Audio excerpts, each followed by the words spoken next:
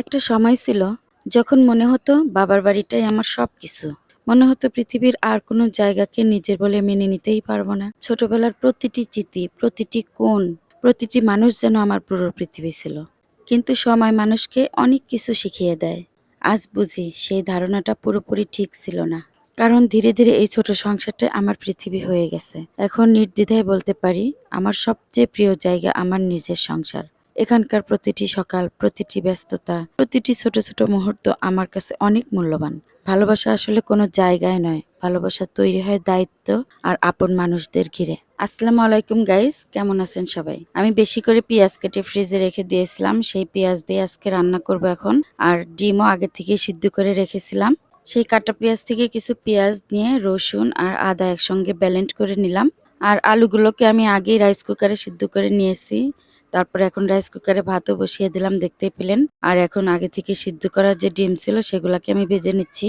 আসলে কিছু কাজ আগে থেকেই করে রাখলে রান্নার সময়টা অনেক সহজ হয়ে যায়। তো যাই হোক, আমি আজকে আলু দিয়ে ডিম রান্না করব আর সাথে একটু গাজর আলু একসঙ্গে করে ভেজে নিব। তো ডিমগুলো আমার ভাজা শেষ। আমি এখানে কিছু মশলা দিয়ে দিলাম, সাদা এলাচ আর দারচিনি আর হচ্ছে বাটা যে মশলা ছিল সেই মশলাগুলো দিয়ে ভালো করে কষিয়ে এখন আমি দিয়ে দিচ্ছি আলু। সেদ্ধ আলুগুলাকে এভাবে আমি হালকা ভেঙে নিয়েছি।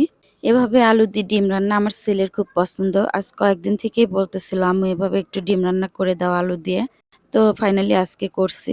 খুব সাধারণ একটা পদ হলেও গরম ভাতের সাথে খেতে দারুণ লাগে। অনেক সময় বড় বড় আয়োজনের চেয়ে এমন সাধারণ খাবারগুলোই মনে বেশি শান্তি দেয়। আর এদিকে আমি আলু ভালো করে কষিয়ে ঝোল দিয়ে তাতে ডিমগুলো ছেড়ে দিলাম। প্রতিদিন একই কাজ করলেও যখন ভাবি এই খাবারগুলো আমার আপন মানুষদের জন্য, তখন সব ক্লান্তি যেন মুহূর্তেই দূরে সরে যায়। আর এদিকে আমার ভাত প্রায় হয়ে গিয়েছে, আর কিছু সময় গেলেই ভাতটা হয়ে যাবে। আর আপনারা যারা এখনো আমার ভিডিওটা ধৈর্য ধরে দেখছেন, প্লিজ একটা লাইক দিয়ে দেখবেন। আর ভিডিও দেখা শেষ হলে একটা গঠনমূলক কমেন্ট করে যাবেন। তো ফাইনালি আমার রান্না শেষ, ডিম রান্নাও শেষ। আর তার সাথে আমি একটু আলু গাজর ভেজে নিয়েছি। আর সেই ভিডিওটা আমার পেজে যাবে।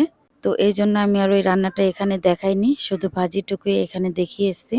আপনারা যদি পুরো রান্নাটা দেখতে চান তাহলে আল ফ্যামিলি নামের এই পেজে যাবেন, তাহলে এই রান্নাটা দেখতে পাবেন।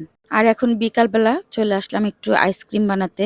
কিছুদিন আগে একটা টক দই নিয়ে আসছিল শ্যামের বাবা, তো আজকে সেটাকে আমি লাচ্ছি বানিয়েছি। খাওয়ার পরে যতটুক ছিল এতটুক দিয়ে আমি ভাবলাম আইসক্রিম মোল্ডে ঢেলে রাখি, আইসক্রিম হয়ে যাবে। তো যেমন ভাবনা তেমন কাজও শুরু করে দিলাম। বাকি লাচ্ছিটুকু আমি এভাবে যে ঢেলে নিলাম। এখানে 5 পিস মাত্র হয়েছে, 5টা মোল্ডে ঢালতে পেরেছি আর বাকি কয়েকটা খালি রয়ে গেছে। তো যাই হোক, পরের ভিডিওতে দেখতে পারবেন আইসক্রিমগুলো কেমন হয়েছে। ভিডিওটা ভালো লাগলে একটা শেয়ার করে দিবেন প্লিজ।